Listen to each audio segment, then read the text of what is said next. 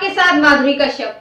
उत्तर भारत के प्रयागराज से बीजेपी सांसद रीता बहुगुणा जोशी की पोती की लापरवाही के चलते मौत हो गई। बताया जा रहा है कि वे पटाखों से झुलस गई थी, जिसका इलाज अस्पताल में चल रहा था। मंगलवार सुबह बीजेपी सांसद रीता बहुगुणा जोशी की पोती की मृत्यु हो गई। वे महज 6 साल की थी। बच्ची की मौत की खबर मिलते ही घर में हाहाकार मच गया। उसे सुबह ही इलाज के लिए दिल्ली लाया गया था। प्रयागराज से सांसद रीता बहुगुणा जोशी का पूरा परिवार दिवाली के मौके पर प्रयागराज में अपने मेयर रोड स्थित घर पर था। शनिवार की रात बच्ची किया दूसरे बच्चों के साथ घर की छत पर खेलने गई थी। आशंका है कि उसी समय पटाखे से उनके कपड़ों में आग लग गई, जिसके चलते वे गंभीर रूप से झुलस गईं। तो वहीं कपड़ों में आग लगने के बाद बच्ची ने शोर मचाया, लेकिन घर वालों ने उसे अनसुना कर दिया और सोचा कि शायद बच्चे आपस में खेल रहे हैं, इसलिए किसी ने भी ध्यान नहीं दिया और ना ही कोई उसे देखने गया। काफी देर बाद जब कोई छत पर गया तो देखा कि बच्ची गंभीर रूप से झुलसी पड़ी है। उसे आनंद फानन में अस्पताल ले जाया गया। बाद में उन्हें दिल्ली लाया गया, जहां इलाज के दौरान बच्ची ने दम तोड़ दिया।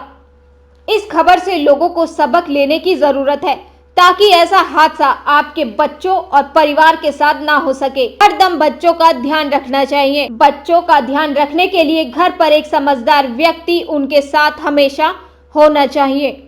दिल्ली में फिर से लग सकता है लॉकडाउन, लेकिन आपको घबराने की कतई आवश्यकता नहीं, क्योंकि ये लॉकडाउन कुछ ही जगहों पर लगेगा।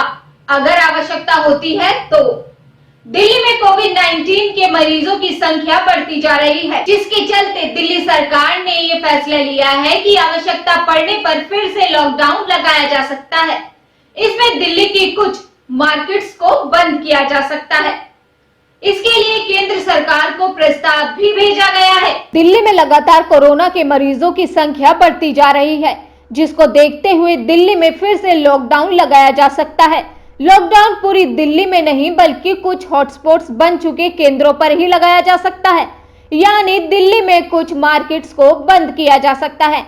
बता दें कि बीते कुछ दिनों में लगातार कोरोना के मामले बढ़ते जा रहे हैं। दिल्ली के मुख्यमंत्री अरविंद केजरीवाल केंद्र सरकार को प्रस्ताव भेज सकते हैं।